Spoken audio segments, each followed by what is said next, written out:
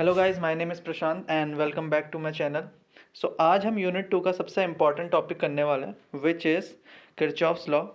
देखिए, जो Kirchhoff's law है वो सिर्फ क्लास 12th में यूज़ नहीं होगा, बल्कि अगर आप हायर एजुकेशन में कोई टेक्निकल कोर्स कर रहे हैं या फिर फिज़िक्स ऑनर्स इस टाइप का कोई कोर्स कर रहे हैं तो वहाँ भी आपको इसकी काफ़ी एप्लीकेशंस देखने को मिलेंगी और काफ़ी इंपॉर्टेंट भी है। तो आज की वीडियो में जो हम सबसे पहले टॉपिक कवर करेंगे वो होगा the difference between the relaxation time of a charge and the average time between a collision। फिर हम थोड़ा सा पोटेंशियल ड्रॉप को समझेंगे कि ये क्या होता है, एंड देन फिर हम देखेंगे द किरचॉफ्स लॉ। देखिए, दो टाइप के लॉ होते हैं किरचॉफ के, KVL which is the Kirchhoff voltage law and the KCL is Kirchhoff's current law. तो स्टार्ट करते हैं।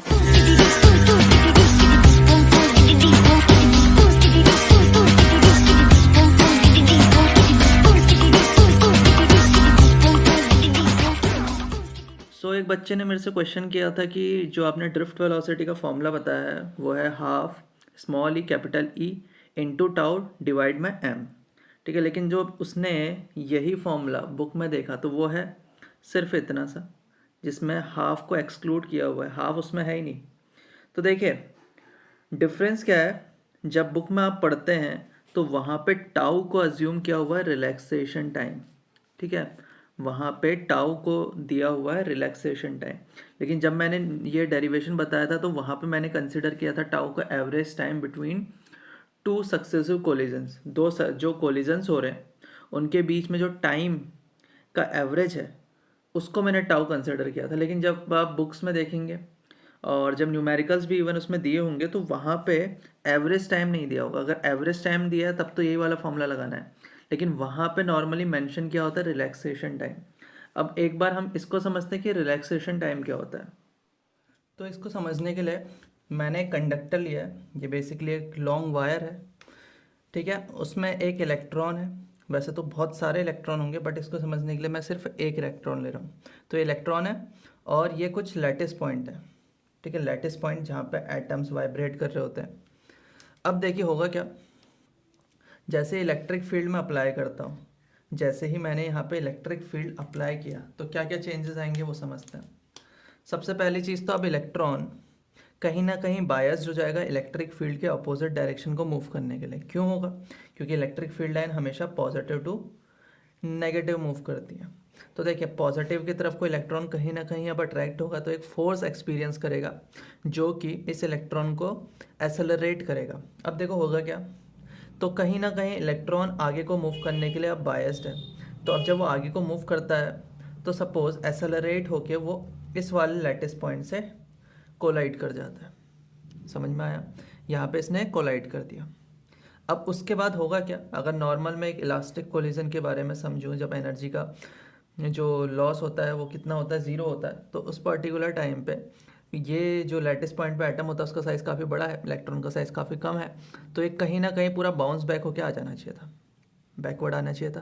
क्लास 11th में हमने पढ़ा हुआ है कोलिजन्स के बारे में कि परफेक्ट जब हो रहा होता है क्या होता है, एक बहुत बड़ा पार्टिकल है उससे कोई टकरा रहा है और इलास्टिक कोलिजन हो रहा है तो पूरा बाउंस बैक होकर आ जाता है डबल स्पीड से। बट यहाँ पे होगा क्या, सिंस ये जो इलेक्ट्रिक फील्ड है इसकी वजह से कहीं ना कहीं इलेक्ट्रॉन बायस्ड है आगे को मूव करने के लिए, तो वो इस डायरेक्शन को मूव करने की जगह कहीं ना कहीं उसमें आगे को मूव कर जाएगा। ठीक है, तो मैं उसके बाद सपोज करता हूँ कि जो इलेक्ट्रॉन है वो इस वाले लैटिस पॉइंट पे जाके टकरा रहा है। अभी भी समझ में आया? उसे बाउंस बैक करना चाहिए था, लेकिन इलेक्ट्रिक फील्ड की वजह से उस पर एक फोर्स है और उस फोर्स की वजह से वो मूव करता है आगे की डायरेक्शन को। एग्जैक्ट आगे नहीं गया, थोड़ा सा इधर को गया क्योंकि इम्पैक्ट तो होगा ही कोलिजन का। तो अब इससे वो टकराता है, अब ये दूसरे पॉइंट से टकराया। ठीक है, अब उसके बाद वापस से क्या होगा, बैक जाने की जगह फिर थोड़ा आगे को मूव करेगा। तो मैं सपोज करता हूँ इससे कोलाइड कर रहा है। वैसे बहुत सारे लैटिस पॉइंट्स होंगे, जरूरी नहीं है ये हैं, इधर भी होंगे, इधर भी होंगे, ऐसे होंगे। कुछ से ये क्या कर रहा है, टकरा रहा है, कुछ से नहीं कर रहा है। तो मैंने सिर्फ वही वाले लिए जिनसे अब ये टकराने वाला है। ठीक है, तो अब फिर से गया और यहाँ पे फिर से टकराएगा तो आगे जाएगा। इस तरह से मैं अजम्पशन ले रहा हूँ। अब देखो यहाँ पे हुआ क्या क्या चीज़ है। मैं सपोज देखो यहाँ पे जब ये कोलिजन के जस्ट बाद और कोलिजन से दूसरे कोलिजन से जस्ट पहले, उस टाइम पे इलेक्ट्रिक फील्ड में फ्रीली मूव कर रहा था। सिमिलरली जब ये कोलाइड कर जाएगा उसके जस्ट बाद और कोलिजन से जस्ट पहले, फिर जस्ट बाद, जस्ट पहले, तो इस पर्टिकुलर टाइम पे ये इलेक्ट्रिक फील्ड में फ्रीली मूव कर रहा था। तो जो ये टाइम होता है इसको बुक में बताया गया रिलैक्सेशन टाइम। ठीक है, रिलैक्सेशन टाइम, जिसको वो टाउ से रिप्रेजेंट करते हैं। हम थोड़ी देर तक उसको टाउ डैश मानते हैं, बुक में टाउ है लेकिन हम टाउ डैश मान रहे हैं। ये था रिलैक्सेशन टाइम। अब देखो यहाँ पे रिलैक्सेशन टाइम सपोज टाउ 1 है, टाउ 2 है, टाउ 3 है, टाउ 4 है, अलग अलग होंगे ना, एग्जैक्ट एक ही टाइम पे थोड़ा ना कर जाएगा कोलाइड। तो देखो इतना समझ में आया। अब देखो यहाँ पे कोलिजन हुआ, ये वाला जो कोलिजन हुआ और ये वाला जो कोलिजन हुआ, इसके बीच में जितना भी टाइम लगा, इसके बीच में जितना भी टाइम लगा, जैसे कि मैं सपोज कर रहा हूँ x टाइम लग गया। टाइम कितना लग गया, यहाँ पे कोलिजन 1 हुआ है, यहाँ पे second, third, fourth, fifth collision हुआ है। Time between C1 and C5 collision, इसके बीच में जो टाइम लगा है उसको मैं रिप्रेजेंट कर रहा हूँ x से। और टोटल नंबर ऑफ कोलिजन्स कितने हुए हैं, 1 2 3 4, तो 4 कोलिजन्स हुए हैं इसके बीच में। उससे जब मैं डिवाइड कर देता हूँ तो ये होता है मेरा average time between 2 successive collisions, जिसको मैंने उसमें जो डेरिवेशन किया था उसमें टाउ से रिप्रेजेंट किया था। अगर आपको याद होगा तो मैंने वहाँ पे क्लियरली मेंशन किया था average time between 2 successive collisions. 2 successive collisions के बीच में जो टाइम लगता है उसको मैंने बताया था टाइम से, और उसको कहते हैं average time between 2 successive collisions. और एक टाइम होता है जब वो इलेक्ट्रिक फील्ड में फ्रीली मूव कर रहा होता है, 2 कोलिजन्स के बीच में इलेक्ट्रिक फील्ड में फ्रीली मूव कर रहा होता है, तो उसको कहा जाता है रिलैक्सेशन टाइम। तो क्वेश्चन जब दिए होंगे, जो बोर्ड्स में क्वेश्चन आते हैं, तो उसमें नॉर्मली क्वेश्चन रिलैक्सेशन टाइम पे आते हैं। एवरेज टाइम पे अगर आ गए तो वो तो देखेंगे, लेकिन रिलैक्सेशन टाइम पे आते हैं। अब इसके बाद हम समझते हैं कि क्या दोनों के बीच में रिलेशन होता है, रिलैक्सेशन टाइम और एवरेज टाइम के बीच। तो अब एक ग्राफ बनाते हैं वेलोसिटी और टाइम का, जिस तरह से इलेक्ट्रॉन ने मूव करा। ठीक है, इनिशियली मैं मानता हूँ कि इलेक्ट्रॉन रेस्ट में था। जैसे इलेक्ट्रिक फील्ड अप्लाई करेंगे उसकी वेलोसिटी टाइम के साथ बढ़ना स्टार्ट होगी। ठीक है, अब यहाँ पे हो जाता है, अब समझते हैं कि अब जैसी वेलोसिटी v1 हो गई, वो कर गया कोलाइड, जो इलेक्ट्रॉन था वो कर गया किसी लैटिस पॉइंट से कोलाइड, तो एकदम से उसकी वेलोसिटी होगी 0। एकदम से वेलोसिटी क्या होगी उसकी, 0 हो जाएगी। वैसे वेलोसिटी एकदम से तो नहीं होगी, टाइम कुछ ना कुछ तो लेगी, लेकिन मैं मानता हूँ कि 0 हो गई। अब उसके बाद दोबारा से वो एसेलरेट होना स्टार्ट होगा क्योंकि इलेक्ट्रिक फील्ड में है। तो इस बार जब वो एसेलरेट होता है तो कुछ पहले जो v1 पे वेलोसिटी पे कोलाइड कर गया था, अब थोड़ा सपोज करते हैं कि जो लैटिस पॉइंट है वो थोड़ा डिस्टेंस पे। ठीक है, जैसे कि मैं बनाता हूँ ये लैटिस पॉइंट बना देते हैं। यहाँ पे इलेक्ट्रॉन कोलाइड करके आया, अब वो पहले वाले से न टकरा के दूसरे वाले से टकरा गया, तो थोड़ा टाइम तो एक्स्ट्रा लिया होगा ना उसने, और वेलोसिटी भी ज़्यादा इंक्रीज़ करेगी, कोई टाइम एक्स्ट्रा ले रहा है।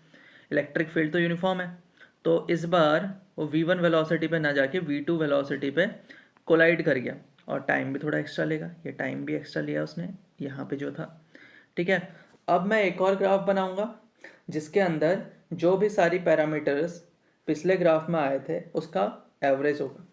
जैसे कि इलेक्ट्रॉन हमने देखा कि एक बार v1 वेलोसिटी अटेन कर रहा है मैक्सिमम, एक बार v2, एक बार v3, इन सब का एवरेज निकाल दूंगा तो एक एवरेज मैक्सिमम वेलोसिटी आ जाएगी, जिसको मैं v मैक्स से रिप्रेजेंट करता हूँ। ठीक है, और सिमिलरली जो टाइम था हर बार कोलिजन्स के बीच का वो अलग अलग था, उसका भी एक एवरेज निकाल देता हूँ, वो होगा एवरेज टाइम बिटवीन 2 कोलिजन्स। ये चीज़ समझ में आया, वो होगा average time between 2 collisions.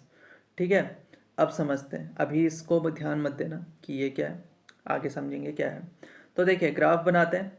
Electron initially rest पे होगा, वो अपनी वी मैक्स अटेन करेगा। अब जब मैं इस ग्राफ में देखूंगा तो वो वी मैक्स अटेन करेगा, उसके बाद कोलाइड कर जाएगा। कोलाइड होते ही वेलोसिटी 0, फिर वी मैक्स अटेन करेगा, फिर वेलोसिटी 0, फिर वी मैक्स अटेन करेगा, वेलोसिटी 0। ठीक है, तो ये एवरेज टाइम है, तो हर बार जो ये टाइम होगा वो एवरेज टाइम होगा, ये भी एवरेज टाइम होगा, ये भी एवरेज टाइम होगा।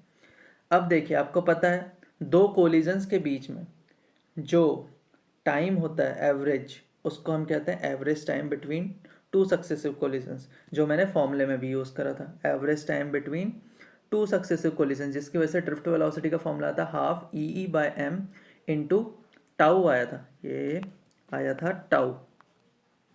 ठीक है, अब देखते हैं, अब आगे चलते हैं, इस पर वापस से यहीं चलते हैं। अब देखिए, रिलैक्सेशन टाइम है average time between to collisions. अगर मैं दो कोलिजन्स की बात करूं तो टू कोलिजन्स के बीच में कौन कौन सा टाइम होगा वो चीज़ हम समझते हैं।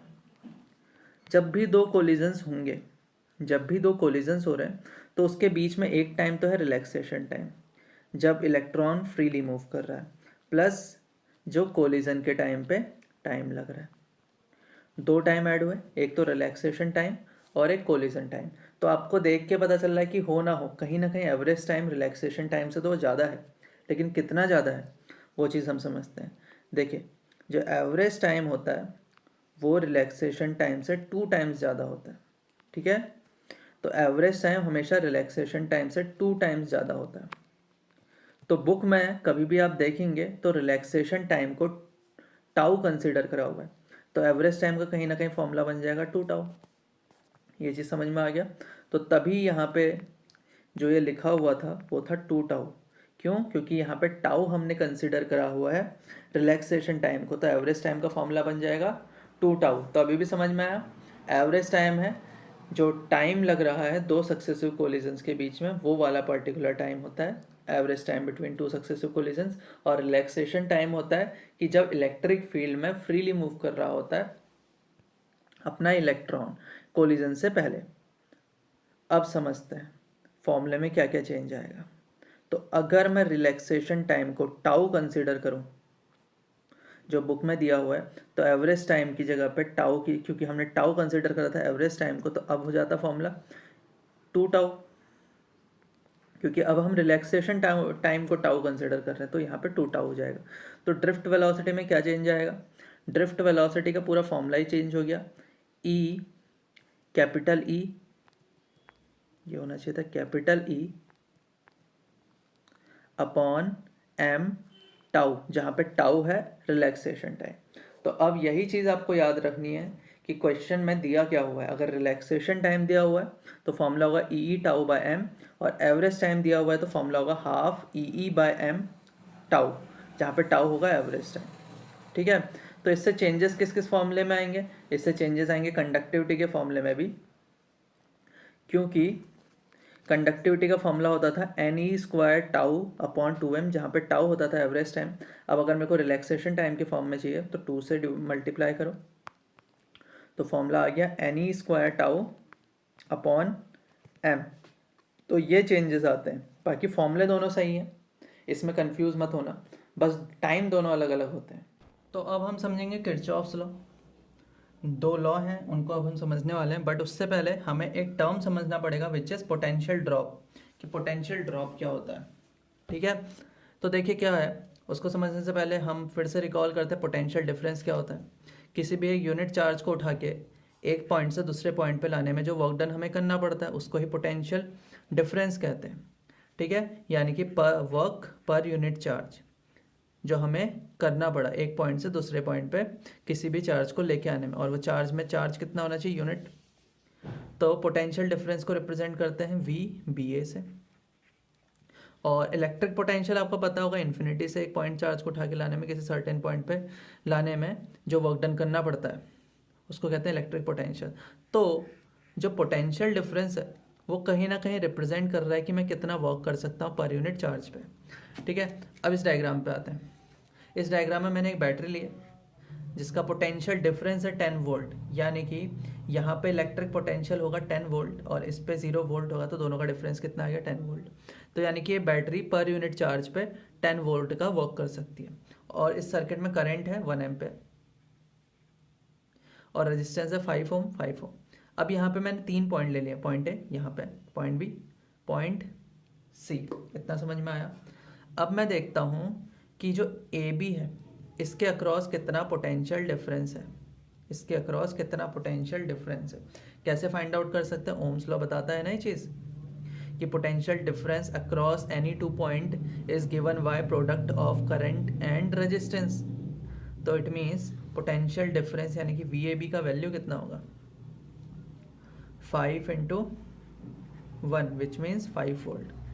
रेजिस्टेंस का काम होता है चार्ज को अपोजिशन ऑफर करना, तो रेजिस्टेंस ने चार्ज को अपोजिशन ऑफर करी, उस वजह से मेरे को कितना वर्क डन करना पड़ गया पर यूनिट चार्ज पे? 5 वोल्ट, क्योंकि मैंने बताया अभी भी potential difference work done per unit charge ही होता है। यानी कि हर एक चार्ज को मेरे को A पॉइंट से लेकर B पॉइंट पर ले जाने के लिए, जिसका यूनिट चार्ज 1 हो, उसको ले जाने के लिए 5 वोल्ट उस पर काम करना पड़ रहा है। ठीक है, तो अब जो ये बैटरी है जो कि 10 वोल्ट की थी, 5 वोल्ट वो काम कर चुकी है। अब जब वो B से C में लेके जाएगी किसी भी चार्ज को, तो वहाँ पे कितना काम कर सकती है? 5 वोल्ट का कर सकती नहीं कर सकती है? तो देखिए बैटरी थी 10 वोल्ट की, 5 वोल्ट पहले उसने वर्क कर लिया A से लेकर B पे ले जाने के लिए, तो वो सिर्फ वर्क कर सकती है B से C पे ले जाने के लिए 5 वोल्ट का। तो जो यहाँ पे A से लेकर B और B से लेकर C, तो BC पे जब मैं पहुंचा तो बैटरी के पास सिर्फ वर्क करने के लिए कितनी कैपेबिलिटी थी? 5 वोल्ट की थी। तो एक पोटेंशियल का ड्रॉप हुआ, आया नहीं आया समझ में कि एक पोटेंशियल का ड्रॉप हुआ AB के अक्रॉस, वो कितना हुआ? पोटेंशियल डिफरेंस के बराबर। ठीक है, तो जो पोटेंशियल ड्रॉप होता है वो रिप्रेजेंट करता है पोटेंशियल डिफरेंस कितना है वो टर्मिनल के अक्रॉस, और पोटेंशियल ड्रॉप यही रिप्रेजेंट करता है कि बैटरी को कितना वर्क करना पड़ गया उन टर्मिनल के बीच में। तो पोटेंशियल ड्रॉप कहीं ना कहीं पोटेंशियल डिफरेंस के बराबर ही होता है, बस टर्म यूज़ करते हैं हम पोटेंशियल ड्रॉप, जो कि हम आगे बहुत ज़्यादा यूज़ करने वाले हैं। फर्स्ट लॉ है जंक्शन लॉ। अब ये क्या कहता है इसको हम समझते हैं। देखिए जंक्शन लॉ सिंपल सा ये कहता है कि कोई भी अगर एक जंक्शन है, ये अगर सपोज एक जंक्शन है जहाँ पे बहुत सारे वायर्स आके कनेक्ट हो रहे हैं और यहाँ से वायर्स निकल भी रहे हैं। ठीक है, अब यहाँ पे दिखाता हूँ मैं I1 और I2 जो करंट है वो इस जंक्शन के तरफ को जा रहे हैं, एंटर हो रहे हैं। I3, I4 और I5, ये I3 है, I4 है और I5 है, ये उस जंक्शन से करंट बाहर को निकल रहा है। ठीक है, तो होता क्या है, जंक्शन लॉ यही कहता है कि समेशन ऑफ ऑल करंट होता है 0। यानी कि अब देखो साथ ही साथ यहाँ पे डिपेंड करती है डायरेक्शन भी। ठीक है, तो सपोज ये करना है कि जो करंट एंटर होता है किसी भी जंक्शन में, जो करंट एंटर होता है जंक्शन में, वो हमेशा पॉजिटिव लेते हैं, और जो एग्जिट होता है उसको हमेशा नेगेटिव लेते हैं। ठीक है, तो जब समेशन कर देंगे सारे करंट का, वो आएगा आंसर उसका 0, यानी कि I1 प्लस I2, क्योंकि ये तो एंटर हो रहा है, लेकिन I3, I4, I5 उसमें से एग्जिट ले रहे हैं, तो यानी कि -I3 -I4 -I5, आंसर होगा इसका 0। तो यही कहता है जंक्शन लॉ कि भाई एंटरिंग करंट का सम हमेशा इनको इधर भेज दो तो एग्जिट करंट के बराबर ही होगा, I3 plus I4 plus I5। तो जितना भी करंट एंटर होता है किसी भी जंक्शन पे उतना ही करंट एग्जिट होता है। ये तो नॉर्मल सी लॉजिकल बात भी है, बट लॉ भी यही कहता है। सेकेंड लॉ है द लूप लॉ, जिसको हम KVL भी कहते हैं। तो जो सेकेंड लॉ है उसकी डेफिनेशन ये है कि अगर कोई भी एक क्लोज सर्किट लो, जैसे ये क्लोज सर्किट समझते हैं, तो अगर मैं अगर यहाँ से चलना स्टार्ट कर रहा हूँ, किसी पॉइंट A से चलना स्टार्ट कर रहा हूँ, तो वापस घूम के अगर मैं वहीं पे आ रहा हूँ तो वो एक क्लोज सर्किट है। तो किसी भी क्लोज सर्किट के अंदर जब मैं समेशन ऑफ पोटेंशियल डिफरेंस करता हूँ तो उसका वैल्यू हमेशा 0 आता है। ये कहता है द लूप लॉ। तो उसको समझने से पहले हमने यहाँ पे 3 सर्किट लिए ताकि हमें डायरेक्शन कैसे फाइंड आउट करते हैं ये सब पता चल जाए। एक्चुअल में ऐसे सर्किट तो होंगे नहीं कि 2 बैटरी लगी हुई है, रेजिस्टेंस नहीं है, या फिर 2 रेजिस्टेंस है, बैटरी नहीं है, क्योंकि करंट तो फिर उसमें होगा ही नहीं। बट हम साइन यूज़ करना सीख जाएं, इसके लिए हम ये 3 सर्किट ले रहे हैं। तो देखिए द लूप लॉ को समझने के लिए हमें कुछ स्टेप्स फॉलो करने होते हैं। स्टेप्स ये हैं कि सबसे पहला स्टेप तो ये होता है कि आपको एक लूप अज्यूम करनी होती है। लूप अज्यूम करते हैं, तो यहाँ पे हमने लूप ले ली ABCDA। सेकंड स्टेप ये होता है कि हमें अपने मन से कोई भी डायरेक्शन ऑफ करंट अज्यूम करना होता है कि करंट इसमें क्लॉकवाइज जा रहा है या एंटी क्लॉकवाइज जा रहा है। तो मैं अज्यूम करता हूँ कि क्लॉकवाइज मूव कर रहा है करंट, ठीक है, इस लूप में क्लॉकवाइज करंट मूव कर रहा है, ठीक है। सेकंड स्टेप हमने कर लिया, डायरेक्शन ऑफ करंट अज्यूम कर ली। अभी ये सिंपल सर्किट है, फिर इसके बाद थोड़ा सा कॉम्प्लेक्स सर्किट भी समझेंगे। अभी हम सिंपल सर्किट समझ रहे हैं, डायरेक्शन ऑफ करंट अज्यूम करनी। थर्ड स्टेप के में आपको सारी पोटेंशियल डिफरेंस निकालने सभी ब्रांचेस की, ठीक है, और उसके बाद उनको ऐड कर देना है और आंसर लिख देना है, 0 के बराबर कर देना है उनको इक्वेट, ठीक है। लेकिन अब जब पोटेंशियल डिफरेंस आप फाइंड आउट करोगे तो उसके लिए जो सबसे रिक्वायरमेंट है मेन, वो है साइंस की। आपको करंट के डायरेक्शन में जो जो चीज़ें पड़ रही हैं रास्ते में उनके साइन देखने हैं। ये बैटरी पड़ रही है एक, और एक ये बैटरी पड़ रही है। इस बैटरी की वोल्टेज दिखाता हूँ E1 से, इसकी E2 से, और जो भी जगह है उनको आपको करना होता है, उनके साइन देखने होते हैं। देखिए ये बैटरी का पॉजिटिव टर्मिनल है, पॉजिटिव है नेगेटिव, ये पॉजिटिव टर्मिनल है, ये नेगेटिव टर्मिनल है। तो देखिए चलना स्टार्ट करते हैं। सबसे पहले हम यहाँ से चलना स्टार्ट करते हैं। तो सबसे पहली ब्रांच है AB, तो VA माइनस VB। अभी अभी हमने देखा था कि जब भी ऐसा होता है, कोई भी एक कंडीशन आई, पोटेंशियल ड्रॉप आपको फाइंड आउट करना है, वो पोटेंशियल डिफरेंस के बराबर ही होता है। तो देखिए VA और VB के बीच में ना कोई रेजिस्टेंस है और ना ही कोई बीच में बैटरी लगी हुई है, तो VA और VB कहीं ना कहीं सेम पोटेंशियल पे है, तो बीच में कुछ भी नहीं है, तो VA माइनस VB का वैल्यू 0 है। ये चीज़ समझ में आ गया। सेकंड आगे चलते हैं, B से C के बीच में VB माइनस VC। मैंने बोला साइन काफ़ी इंपॉर्टेंट है, ठीक है। तो VB और VC के बीच में एक बैटरी लगी हुई है जिसकी पोटेंशियल है E2, पोटेंशियल डिफरेंस है उसका E2, ठीक है। तो आंसर तो इसका E2 आ गया, क्योंकि और तो कुछ पड़ा नहीं है इसके रास्ते में। और अब देखते हैं कि डायरेक्शन ऑफ करंट में उसका पहला साइन क्या है। उसका पहला साइन है पॉजिटिव, तो आगे साइन आ गया पॉजिटिव का, ठीक है। अब यहाँ पहुँचते हैं, C और D के बीच में आते हैं। अब यहाँ पे देखते हैं क्या दिक्कत आती है। तो VC माइनस VD निकालते हैं, बीच में कुछ भी नहीं लगा है, ना ही रेजिस्टेंस है ना कुछ है, तो कितना आंसर है 0। आगे चलते हैं, VD माइनस VA, बैटरी लगी हुई है जिसका पोटेंशियल डिफरेंस है E1, साइन पहले पॉजिटिव का आ रहा है उसमें, तो प्लस, ठीक है। अब कंप्लीट कर लिया हमने। तो वो कह रहा है जितने भी पोटेंशियल डिफरेंसेस हैं उनको जब ऐड करेंगे तो कितना आया, E1 प्लस E2, और उसका वैल्यू होगा 0 के बराबर। तो ये कहता है लूप लॉ। इस केस में समझ में आया कैसे डायरेक्शन देनी है, कैसे साइन हमें समझना है। अब देखो सेकंड केस में आते हैं। पहला के काम क्या है, स्टेप 1 ABCD ये है, वापस से हमने एक लूप ले लिया, इसको रेजिस्टेंस R1 देते हैं, इसको रेजिस्टेंस R2 दे देते हैं, ठीक है। डायरेक्शन करंट की ले लेते हैं इधर को, ठीक है। अभी यहाँ पे मैंने करंट का कुछ वैल्यू भी नहीं लिया था, लेकिन यहाँ पे लेना पड़ेगा, वो हम समझेंगे क्यों। सेकंड डायरेक्शन ऑफ करंट, वो भी कर लिया हमने। थर्ड स्टेप फिर से VA माइनस VB निकालो, कितना है, कुछ भी नहीं है बीच में, ना बैटरी ना रेजिस्टेंस, 0। फिर आते हैं VB और VC के बीच में लगा हुआ है रजिस्टर, ठीक है। करंट देखते हैं कैसे कैसे मूव कर रहा था, यहाँ से जा रहा था यहाँ आ रहा था, क्योंकि देखो रेजिस्टेंस में करंट इस डायरेक्शन को कम मूव करेगा जब ये पॉजिटिव टर्मिनल है, नेगेटिव टर्मिनल है। रेजिस्टेंस में करंट यहाँ से यहाँ कब जाएगा, जब ये पॉजिटिव टू नेगेटिव है, क्योंकि करंट हमेशा पॉजिटिव टू नेगेटिव जाता है। तो VB माइनस VC, ये चीज़ समझ में आ गया। देखते हैं बीच में क्या पड़ा हुआ है, एक रजिस्टर पड़ा हुआ है, उसके अक्रॉस पोटेंशियल डिफरेंस या पोटेंशियल ड्रॉप कैसे फाइंड आउट करते हैं, जो करंट होता है और जो रेजिस्टेंस होता है दोनों को मल्टीप्लाई, करंट तो कुछ लिया ही नहीं, तो करंट अज्यूम करते हैं I1, तो I1 R2 वैल्यू आ गया VB माइनस VC का। फिर VC माइनस VD निकालिए, फिर से 0 क्योंकि बीच में कुछ भी नहीं है। VD माइनस VA निकालिए, ठीक है। रेजिस्टेंस R1, करंट R1,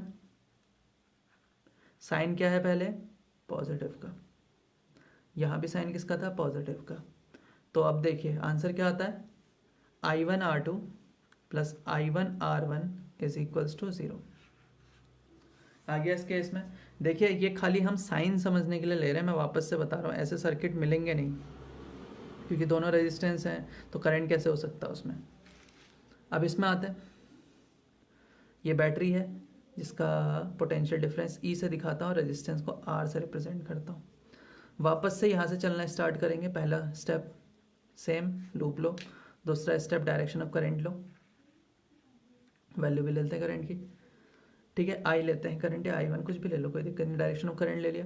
अब फिर से वही step V A minus V B, zero, कुछ नहीं है बीच में, V B minus V C, resistance में करंट यहाँ से यहाँ कब जाएगा, जब पॉजिटिव टू नेगेटिव होगा।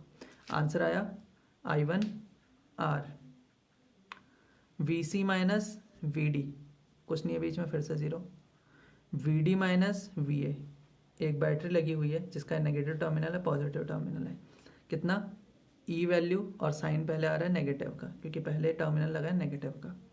तो देखो जितने भी पोटेंशियल डिफरेंस है सबको ऐड करो, I1 R plus minus minus E is equals to zero. तो ये तीनों केस समझ में आए। अब थोड़ा सा कॉम्प्लेक्स लेंगे क्वेश्चन, अब उसमें एक लूप की जगह दो लूप होंगी, तब हम उनको कैसे सॉल्व करते हैं वो चीज़ समझते हैं। Question is, in the circuit shown in figure, E, F, G and H are the cells of EMF 2, 1, 3 and 1 volt respectively. The resistance 2, 1, 3 and 1 ohm are their respective internal resistance. Calculate the potential difference between B and D and the potential difference across the terminal of each of the cell G and H. ठीक है, तो diagram कुछ इस तरह से दिया हुआ है। अब यहाँ पे हमें फाइंड आउट करना है B और D के बीच में कितना पोटेंशियल डिफरेंस है। इसको फाइंड आउट करने के लिए हम वही जो अभी KVL और KCL समझा है उसको समझते हैं। तो पहला स्टेप तो आपको पता है, लूप्स लेनी होंगी। अब यहाँ पे देखो कितनी लूप है, दो लूप हैं। एक लूप है DABD, ठीक है, इसको ले सकते हो या किसी भी अकॉर्डिंग ले सकते हो, BADB ले सकते हो, कुछ भी ले सकते हैं। वैसे लूप तो काफ़ी हो सकती हैं, एक लूप ये वाली हो सकती है, एक लूप ये वाली हो सकती है और एक लूप पूरी हो सकती है। हम दो लूप ले लेते हैं। एक लूप ले ली मैंने BADB, B से चलना स्टार्ट करो, A पे जाओ, D पे आओ, फिर वापस आ जाओ। दूसरी लूप ले लेते हैं हम DCBD, ठीक है, एक लूप ले ली DCBD, ये चीज़ समझ में आया। अब किसी भी एक लूप के वहाँ से हम देना स्टार्ट करते हैं करंट। तो भाई यहाँ से मैं करंट देना स्टार्ट करता हूँ, यहाँ से मैंने करंट दे दिया I1, अभी करंट जाएगा, ठीक है, मैंने बोला था ना करंट की डायरेक्शन हम कहीं से भी अज्यूम कर सकते हैं, करंट यहाँ पहुँचेगा, ये करंट हो गया I1। अब सपोज करो यहाँ को करंट जा रहा है I2, कितना करंट जा रहा है इधर को, I2 चले गया, ये चीज़ समझ में आ रही है। अब करंट इधर को I2 चले गया, यहाँ से आया था I1, तो जंक्शन लॉ क्या कहता है कि यहाँ को करंट कितना जाएगा फिर, क्योंकि I2 इधर को चले गया, सिर्फ एंटरिंग करंट I1 है, एग्जिट करंट दो हो रहे हैं I2 और X। तो देखो X प्लस I2 का वैल्यू होता I1, क्योंकि एंटरिंग करंट हमेशा इक्वल होते हैं जो करंट एग्जिट कर रहा है। तो एग्जिट करंट का है X और I2 और ये I1, तो X का वैल्यू आ जाता है I1 माइनस I2। तो यहाँ को करंट है I1 माइनस I2, किससे निकाला हमने, जंक्शन लॉ से। अब फाइंड आउट करेंगे VABD, ठीक है, BADB के बीच में जो भी पोटेंशियल डिफरेंस होगी उसको इक्वेट कर देंगे 0 के बराबर। तो भाई यहाँ से चलना स्टार्ट करते हैं, यहाँ पहुँचते हैं। तो देखते हैं रास्ते में दो चीज़ें हैं, एक तो ये, ठीक है, और एक ये, और इसको मैंने लिखा नहीं तो 3 वोल्ट 3 ओम का है यहाँ पे। तो देखो पहले रास्ते में चले तो करंट की डायरेक्शन के अकॉर्डिंग हम रेजिस्टेंस भी देते हैं, जो रेजिस्टेंस है प्लस माइनस माइनस प्लस, क्योंकि माइनस पहले आ रहा है, प्लस माइनस, करंट इधर को ही मूव कर रहा है तो प्लस माइनस, यहाँ पे भी देखो plus minus minus plus, current कैसे जा रहा है यहाँ पे, यहाँ से इधर को माइनस प्लस, करंट यहीं से आ रहा है प्लस माइनस, यहाँ पहुँचेगा प्लस माइनस। कैसे दिया, क्योंकि रेजिस्टेंस में करंट हमेशा कहाँ से कहाँ को जाएगा, higher potential to lower potential, तो तभी हमने दिखाया है हायर पोटेंशियल लोअर पोटेंशियल। अब देखो बैटरी में तो साइन उन्हीं के अकॉर्डिंग होगा जो उसकी बैटरी के यहाँ पे टर्मिनल्स है, नेगेटिव पॉजिटिव, करंट की डायरेक्शन इधर को है, फिर से रेजिस्टेंस में वही होगा, वही पैटर्न चलते जाता है। तो पहले हमने लूप ले लिया BADB, बी से चलना स्टार्ट करना है, ए पहुंचना है, डी पहुंचना है, फिर वापस बी आना है। करंट का डायरेक्शन हमने दे दी है सबको, इतना क्लियर है। अब चलते हैं, स्टार्ट करते हैं। तो देखो करंट यहाँ से चलना स्टार्ट करा, रास्ते में सबसे पहले रेजिस्टेंस पड़ा 2 ओम का, तो पोटेंशियल डिफरेंस हो गया होगा 2 ओम इंटू I1। मैंने बताया करंट और रेजिस्टेंस को मल्टीप्लाई कर दिया जाता है, फिर देखा जाता है टर्मिनल रेजिस्टेंस का, पहले पड़ा पॉजिटिव प्लस, फिर आगे पहुँचे तो बैटरी लगी हुई है 2 वोल्ट की, तो 2 वोल्ट की है, लेकिन पहले टर्मिनल है नेगेटिव का, तो साइन नेगेटिव का आया। फिर आगे पहुँचे, अब देखना ए और डी के बीच में, इसके बीच में भी दो चीज़ें हैं, एक ये और एक ये उसकी इंटरनल रेजिस्टेंस, ठीक है। तो 2I1 पहले पड़ा, ये अपनी बैटरी 1 वोल्ट की, और साइन पहले पॉजिटिव का आ रहा है, ठीक। फिर आए इस रेजिस्टेंस पे, रेजिस्टेंस है 1 की और करंट जा रहा है उसमें I1, और साइन पहले बढ़ रहा है प्लस का, ठीक है। अब यहाँ पहुँच गए, हमें मुड़ना है इधर को, तो साइन आ रहा है प्लस का और रेजिस्टेंस है 2 वोल्ट की, तो 2 और करंट है I1 माइनस I2, ठीक है, इक्वल्स टू 0। तो ये इक्वेशन बन चुकी है।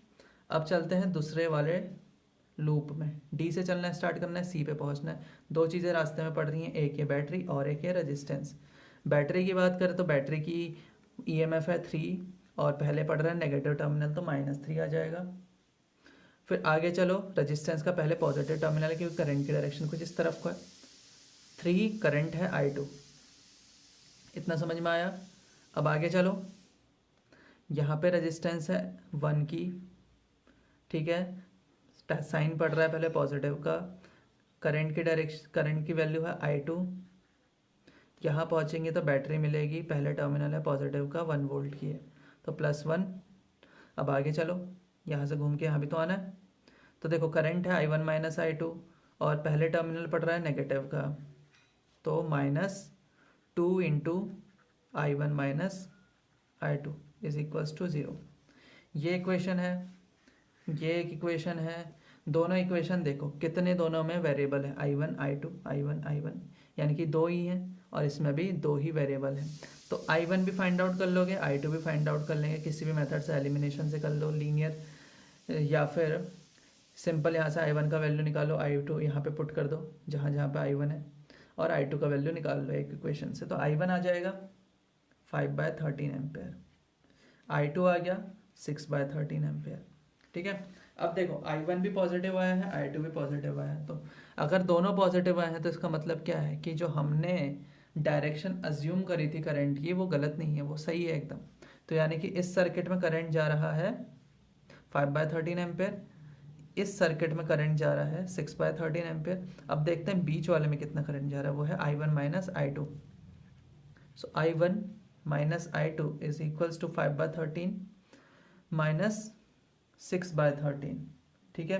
तो देखते हैं कितना आ गया, 5/13 और 6/13 माइनस करते हैं, 5/13 माइनस 6/13 इज इक्वल्स टू -1/13।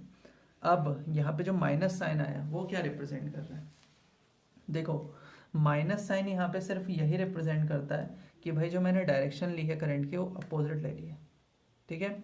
यानी करंट की डायरेक्शन इधर को नहीं होनी चाहिए थी, इधर को होनी चाहिए थी, ठीक है। करंट की डायरेक्शन इधर को होनी चाहिए थी, और करंट की डायरेक्शन इधर को कब होगी, जब ये होता I2 माइनस I1। समझ में आया। तो अब निकालना है हमें पोटेंशियल इन दो टर्मिनल्स के बीच का, तो कैसे निकालते हैं, VB माइनस VD कैसे निकाला जाता है, जो रास्ते में रेजिस्टेंस पड़ती है और जो वहाँ पे करंट जा रहा होता है। तो रेजिस्टेंस है 2 की, इनटू करंट जा रहा है 1/13, अभी देखा हमने 1/13 जा रहा है, माइनस साइन होता तो ऊपर को लेते, तो VB माइनस VD आ गया 2/13 वोल्ट। ये चीज़ समझ में आ गया, आंसर आता है 2/13 वोल्ट इसका। अब आगे चलते हैं, सेकेंड पार्ट में पूछा है find the potential difference across the terminal of each of the cell G and H, ठीक है। तो वो बोल रहा है कि जो ये सेल है इसके अक्रॉस कितना टर्मिनल पोटेंशियल डिफरेंस होगा G पे और H पे, यानी कि EMF दिया था 3 एम्पेयर इसका, तो पूछ रहा है टर्मिनल पोटेंशियल डिफरेंस कितना होगा। तो देखिए ये सेल है, यहाँ से लेकर यहाँ तक जो भी आएगा, क्योंकि ये इसके अंदर ये सेल है और साथ ही साथ उसका एक रजिस्टर लगा हुआ है, तो डी और सी, यानी कि अगर मैं वी डी माइनस वी सी निकाल दूँ तो ये टर्मिनल पोटेंशियल डिफरेंस देगा इस सेल का। तो देखते हैं कैसे निकलता है। चलना स्टार्ट करते हैं, नेगेटिव पॉजिटिव, ठीक है, यहाँ से चलना स्टार्ट करें, नेगेटिव पॉजिटिव, इसके लिए पॉजिटिव और नेगेटिव। करंट जा रहा है आई टू अभी अभी कैलकुलेट किया था 6/13 एम्पेयर। तो देखिए ये कितना आ गया -3 वोल्ट, क्योंकि माइनस साइन पहले आया, प्लस रेजिस्टेंस है 3 और करंट है उसमें 6/13। तो देखिए इसको कैलकुलेट करते हैं कितना आता है, -3 ऐसे रहने देते हैं, ये जाएगा +18/13। तो इसको करेंगे सॉल्व, कितना आ जाएगा 39, इसमें से करेंगे तो -21/13 वोल्ट।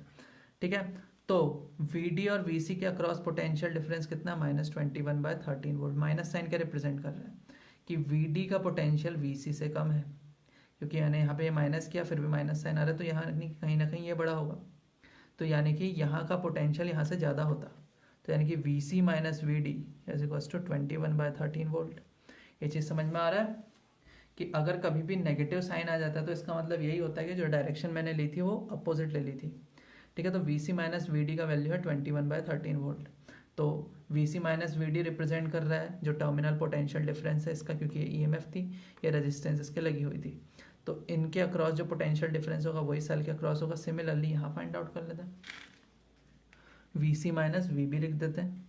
VC माइनस VB, यहाँ से चलना स्टार्ट करो, करंट की डायरेक्शन ऐसी है, I2 ही जा रहा है, पॉजिटिव नेगेटिव, देखते हैं कितना होता है। I2 करंट और वो भी रेजिस्टेंस में से, यानी कि 1 × I2 और साइन प्लस का प्लस। अब यहाँ पे देखिए पॉजिटिव साइन और बैटरी है 1 वोल्ट की, तो इसका आंसर होगा, देखते हैं कितना होगा। तो I2 का वैल्यू है 6/13 प्लस 1 करेंगे तो कितना आ गया 19/13 वोल्ट। तो पोटेंशियल डिफरेंस H का कितना है, मतलब सेल का पोटेंशियल डिफरेंस कितना, 19/13 वोल्ट। और यहाँ पे पॉजिटिव साइन आया तो इसका मतलब ये है कि ये वाला टर्मिनल इससे ज़्यादा पोटेंशियल पे था B से। ठीक है, अब इस बार आपको कन्फ्यूज़न होगा कि यहाँ पे जो मैंने इक्वल पोटेंशियल निकाला उसको ज़ीरो के इक्वेट क्यों नहीं करा, क्योंकि ये क्लोज सर्किट नहीं है, ये तो नॉर्मल सर्किट है। ठीक है, ये तो हम सिर्फ क्या निकाल लेते हैं, पोटेंशियल डिफरेंस कितना है सेल के अक्रॉस। सेल के अक्रॉस पोटेंशियल डिफरेंस उतना ही होता है जितना EMF, और जब उसमें से मैं इंटरनल रेजिस्टेंस में से कितना पोटेंशियल ड्रॉप आ रहा है उसको माइनस कर देता हूँ, तो यहाँ पे वो इसका वैल्यू होता है इतना, VC माइनस VD के बराबर होता है VG का वैल्यू, और H का वैल्यू होता VC माइनस VB के बराबर। तो ये फाइंड आउट कर लिया। अब एक और क्वेश्चन कर लेते हैं। Question is network PQRS is made as under PQ has a battery of 4 volt and negligible resistance with positive terminal connected to P. QR has a resistance of 60 ohm. PS has a battery of 5 volt and negligible resistance with positive terminal connected to P. RS has a resistance of 200 ohm. If a milliammeter of 20 ohm resistance is connected between P and R, calculate the reading of the milliammeter. सो कुछ इस तरह से diagram दिया हुआ है, ये 4 volt की battery लगाई हुई है, यहाँ पे 5 वोल्ट 20 ओम का यहाँ पे मिलीमीटर लगा है, जिसमें से करंट कितना पास होगा यही हमें फाइंड आउट करना है। और ये 60 ओम का रजिस्टर है, यहाँ पे 200 ओम का एक और रजिस्टर है, तो PQRS हम प्रोवाइड करते हैं। देखिए जितना इसमें से करंट जाएगा इस ब्रांच में से उतना ही हमारा जो मिलीमीटर है वो वैल्यू बताएगा। तो देखिए फिर से स्टार्ट करते हैं, किसी भी यहाँ से स्टार्ट करते हैं, ये बैटरी है, सपोज़ ये बैटरी से I करंट स्टार्ट होता है। जंक्शन लॉ के अकॉर्डिंग अगर मैं इधर को I1 करंट प्रोवाइड कर देता हूँ, ठीक है, क्योंकि करंट इधर को गया, तो ऑब्वियसली जंक्शन लॉ के अकॉर्डिंग यहाँ को करंट कितना जाएगा, एंटरिंग करंट है I, एग्जिटिंग करंट है I1, प्लस यहाँ को x लेते हैं तो x का वैल्यू आ गया I माइनस I1, तो यानी कि यहाँ को करंट जाने वाला I माइनस I1। अब उसके बाद करंट के अकॉर्डिंग देखते हैं डायरेक्शन, प्लस नेगेटिव, फिर आगे जाएगा करंट, ये पॉजिटिव ये नेगेटिव, ये करंट इधर को जा रहा है, पॉजिटिव टू नेगेटिव ही मूव करता है current, higher potential to lower potential. और यहाँ से करंट इस तरह से गया, यहाँ से इधर को आएगा, पॉजिटिव टू नेगेटिव, करंट यहाँ से कितना आएगा खुद देखिए, I1 और यहाँ को क्या I minus I one, I minus I one इधर है, यहाँ पर आई वन करेंट है, दोनों को ऐड करो तो कितना होगा I minus I one plus I one, यानी कि आई वन आई करेंट इधर को मूव करेगा। अब जंक्शन लॉ का तो हमने यूज़ कर लिया, अब हम यूज़ करने वाले हैं लूप लॉ का। लूप लॉ का कहाँ कहाँ यूज़ कर सकते हैं, दो लूप ले लेते हैं, एक ये लूप ले लेते हैं, एक ये वाला लूप ले लेते हैं। ठीक है, दो लूप लेते हैं। एक लूप हमने स्टार्ट करा है कहाँ से, Q P R Q, पहला लूप है Q P R Q। देखना चलना स्टार्ट करते हैं इस पर। तो देखिए स्टार्ट करिए, Q से P में गए तो एक रास्ते में लगा हुआ है बैटरी 4 वोल्ट का, पहले साइन आ रहा है नेगेटिव का, तो -4। फिर यहाँ से यहाँ पहुँचे तो एक रेजिस्टेंस लगा हुआ है 20 ओम का, करंट उसमें से जा रहा है I1, तो +20 I1 प्लस इसलिए क्योंकि पहले पॉजिटिव है। फिर यहाँ पहुँचे तो पहले देखने को मिला प्लस रेजिस्टेंस लगा हुआ है 60 का, करंट उसमें से जा रहा है I is equals to 0। Close loop हो गया। अब दूसरे लूप में चलते हैं, PSRP। ठीक है, अब P से चलना स्टार्ट करते हैं। सबसे पहले एक बैटरी आई 5 वोल्ट की, और साइन भी पहले पॉजिटिव का है, तो 5I माइनस I1। फिर यहाँ पहुँचे, रेजिस्टेंस लगा हुआ है 200 ओम का, और साथ ही साथ उसका करंट है I माइनस I1। तो इस तरह से लिखते हैं, सॉरी यहाँ पे ये बैटरी लगी थी ना, तो ये नहीं आएगा क्योंकि बैटरी की तो सीधे वोल्टेज दी होती है ना, वोल्टेज कैसे 5 ही है। यहाँ की वोल्टेज कितनी है 200 इंटू I माइनस I1। फिर अब इधर घूम के आओ, पहले साइन आ रहा है नेगेटिव का, तो -20 और करंट जा रहा है उसमें से I1 इज इक्वल्स टू 0। हमें फाइंड आउट क्या करना है I1। तो दो इक्वेशन है हमारे पास। पहली इक्वेशन को अगर मैं सिंप्लीफाई करूँ हो जाती है 20I1 plus 60I is equals to 4, और ये वाली हो जाती है 5 इधर ही रहने देते हैं, इज इक्वल्स टू उसको उधर भेज दो तो 20I1, ये पूरा टर्म इधर गया तो -200I प्लस 200I1, इस तरह से जाता। तो यहाँ पे आ गया 220I1 minus 200I is equals to 5। ठीक है, तो मैं क्या करता हूँ, ये इक्वेशन है और ये इक्वेशन है, तो इस वाली इक्वेशन को 11 से मल्टीप्लाई कर देता हूँ, तो उससे क्या बन जाएगा 220I1, और ये बन जाएगा इस तरह से, चेंजेस आ जाएंगे। तो दोनों इक्वेशन को हम मल्टीप्लाई डिवाइड कर देंगे, तो जो भी इस तरह, क्योंकि दो ही वेरिएबल है, दोनों को कुछ भी करो आंसर तो आ ही जाएगा। तो इससे I1 का वैल्यू आ जाता है 0.064 एम्पेयर। ठीक है, कितना आया 0.064 एम्पेयर। तो क्या हो गया, कितना करंट जा रहा है इस वाले ब्रांच में से 0.064 एम्पेयर, तो ये कितना मेजर करेगा मिलीमीटर 0.064 एम्पेयर। अगला क्वेश्चन देखते हैं।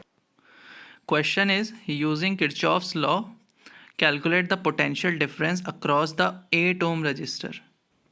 तो इस तरीके का कोई डायग्राम दिया हुआ है जिसमें दो बैटरीज हैं और ये रेजिस्टेंस है। हमें रेजिस्टेंस जो 8 ओम है उसके अक्रॉस कितना पोटेंशियल डिफरेंस होगा वो फाइंड आउट करना है। यानी कि ये पॉइंट अगर ए है, ये पॉइंट बी है, तो वी ए भी हमें फाइंड आउट करना है। ठीक है, इसके अक्रॉस पोटेंशियल डिफरेंस कितना है। अब उसको फाइंड आउट करने के लिए हम वापस से वही स्टार्ट करते हैं, लूप बनाते हैं, ए बी सी डी, फिर ए आ गया, कोई दिक्कत नहीं है, इतना समझ में आया। तो अब क्या काम होता है, करंट प्रोवाइड करना। अभी तक हमने काफ़ी मेथड्स देख लिए करंट प्रोवाइड करने के, कि भाई बेसिकली एक ही बैटरी से हम स्टार्ट करते हैं, करंट पूरे सर्किट को देते हैं, तो कोई चेंज नहीं आता। अब हम थोड़ी सी अप्रोच चेंज करते हैं, तो देखते हैं क्या तब भी आंसर में कोई चेंज आता है, नहीं आता। वैसे तो कोई भी चेंज नहीं आता, आप करंट की डायरेक्शन कहीं को भी ले लो, अगर गलत डायरेक्शन ले ली होगी तो माइनस में आ जाएगा, बस इतना ही डिफरेंस आता है। तो देखो इस बार हम एक करंट की जगह दो करंट एज्यूम कर लेते हैं, यहाँ से I1, यहाँ से I2। ठीक है, अब देखो वापस से मैं वही चीज़ बताऊंगा आपको कि करंट अगर एक ही तरफ से लेते तब भी आंसर आता ही आता, दो तरफ से ले रहे हो तब भी आंसर आएगा ही आएगा। इसके लिए हम कर रहे हैं, आप अपनी पहली अप्रोच से भी कर सकते हो, यहाँ से करंट प्रोवाइड करो पूरे सर्किट को तो भी हो जाएगा। तो I1 इधर से आया, I2 इधर से आया, तो इधर को कितना चले जाएगा I1 plus I2 junction law के अकॉर्डिंग। I1 प्लस I2 यहाँ से आएगा। ठीक है, अब I1 प्लस I2 जब यहाँ पहुँच चुका है तो यहाँ को करंट कितना जाना है I2, क्योंकि यहाँ पे कितना है I2, तो गया कितना होगा I2 ही गया होगा, और इधर को कितना करंट गया होगा I1। इतना चीज़ समझ में आया कि इधर को I1 क्यों भेजा, इधर को I2 क्यों भेजा, क्योंकि सीरीज में करंट हमेशा सेम रहता है, I1 I1 I2 I2। इतना समझ में आया। अब आगे चलते हैं, अब बनाते हैं लूप। पॉइंट बी से चलना स्टार्ट करो, वापस से बी पे आ जाओ। ए बी सी डी वापस क्यों ले लिया मैंने, सी डी ई एफ ले लेते हैं, इसको ई लेते हैं, इसको एफ ले लेते हैं। बी से चलना स्टार्ट करते हैं, ई पे जाते हैं, एफ पे पहुंचते हैं, ए पे आते हैं, फिर वापस बी पे आते हैं। तो हमने लूप ले लिया B E F A B. अब चलना स्टार्ट करते हैं। सबसे पहले रास्ते में पड़ा 6 ओम का रजिस्टर, जिसमें से करंट जा रहा है I2। तो 6I2, क्योंकि करंट की डायरेक्शन ऐसी है पॉजिटिव नेगेटिव, करंट यहाँ से आ रहा है पॉजिटिव नेगेटिव, ये नेगेटिव पॉजिटिव, ठीक है, यहाँ पे पॉजिटिव नेगेटिव, ये नेगेटिव टर्मिनल, ये पॉजिटिव टर्मिनल, करंट यहाँ को जा रहा है पॉजिटिव नेगेटिव, और वापस घूम के आया तो ये पॉजिटिव ये नेगेटिव, ठीक है। अब चलते हैं आगे। 6I2 पॉजिटिव साइन के साथ प्लस 2I2, करंट कितना जा रहा है I2 और रेजिस्टेंस है 2 का, प्लस का साइन पहले 2I2, फिर माइनस, यहाँ पहुँचे तो कितना है 4, करंट लिखते नहीं क्योंकि पोटेंशियल डिफरेंस ही दिया हुआ है, फिर वापस घूम के यहाँ पहुँचो, प्लस का साइन है, 8 ओम का रजिस्टर है, I1 plus I2 is equals to 0। ये चीज़ समझ में आया, पहली लूप बन गई। अब दूसरी लूप में चलते हैं। अब दूसरी लूप में हम यहाँ से चलना स्टार्ट करते हैं, कहीं से भी चलना आप स्टार्ट कर सकते हैं, यहाँ से चलना स्टार्ट करते हैं। एक लूप लेते हैं ए सी डी बी ए, ठीक है। ए से चलना स्टार्ट करते हैं, पहले पड़ा 4 का, 4 I1 कितना, इसमें करंट कितना जा रहा है I1 करंट जा रहा है, नेगेटिव साइन पहले है तो कोई दिक्कत नहीं है, नेगेटिव साइन पहले, 4 I1 और साइन नेगेटिव का, तो -4I1, यहाँ पहुँचे पॉजिटिव साइन पहले, +6, यहाँ आओ फिर से नेगेटिव साइन आ गया, ठीक है, 1 और करंट है उसमें I1, यहाँ घूम के आओ, साइन पहले नेगेटिव का 8 और करंट जा रहा है उसमें से I1 plus I2 is equals to 0। इस तरह से आ गई इक्वेशन। ये टर्म्स को उधर भेज दो, इसमें भी कुछ टर्म्स को इधर उधर भेजो, तो इस इक्वेशन को थोड़ा सा सॉल्व कर लेते हैं। तो पहले इस इक्वेशन को सॉल्व करते तो आता है 6I2 plus 2I2 plus 8I1 plus 8I2 is equals to 4। तो I2 वाले एक साथ लिखो, 8I2 प्लस 8I2 16I2 हो जाता, और ये हो जाता plus 8I1 equals to 4। 16I2 plus 8I1 is equals to 4। अब इस इक्वेशन को भी थोड़ा सॉल्व कर लेते हैं, इसको यहीं रहने देते हैं, बाकी सबको उधर भेज देते हैं। तो होता कुछ इस तरह से, 6 is equals to 4I1 plus I1 plus 8I1 plus 8I2। अभी भी समझ में आया, माइनस साइन सब उधर जाके चेंज हो जाते हैं। अब यहाँ होता है 4 5 और 5 में 8 ऐड करते हैं तो होता है 13I1 5 13 plus 8I2 is equals to 6। इतना समझ में आया। तो अभी जो इक्वेशन आई वो दो इक्वेशन ये थी। तो अब क्या करना है, दोनों को इक्वेट करना है, किसी से वैल्यू फाइंड आउट करनी। तो कैसे करें, देखिए 16I2 है, यहाँ 8I2 है, तो ट्वाइस से मल्टीप्लाई कर देते हैं। तो ये इक्वेशन बन जाएगी 26I1